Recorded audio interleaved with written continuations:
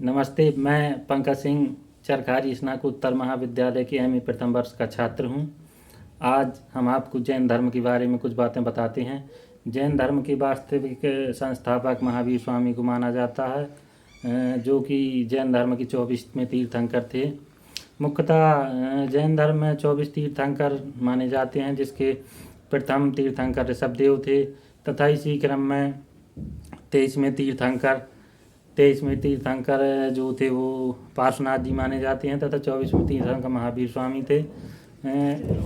महावीर स्वामी का जन्म कुंडल ग्राम में हुआ था, जो कि बज्जी संघ का एक नामक गणतंत्र था, जहाँ ये कुंडल ग्राम पाया जाता था।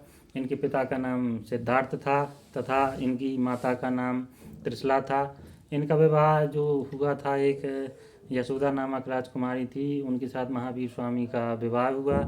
इनके विवाह के 12 वर्षों के उपरांत जो है इन्होंने जो गहन तपस्या करी थी उसका इनको फल प्राप्त हुआ और इनको जाम्बिक जो ग्राम था वहाँ रिजुपाल का नदी के तट पर इन्होंने घोर तपस्या करी, जहाँ इन्हें फिर ज्ञान की प्राप्ति हुई।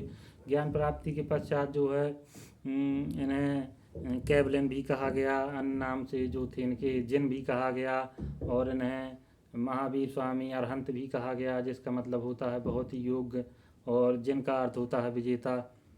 महावीर स्वामी ने जैन धर्म के प्रचार प्रसार में बहुत ही उच्च भूमिका निभाई है और महावीर स्वामी 72 वर्षों तक जीवित रहे। इसके बाद इनका देहांत 527 ईसा पूर्व में राजगृह के निकट पावापुरी में इनका देहांत हुआ।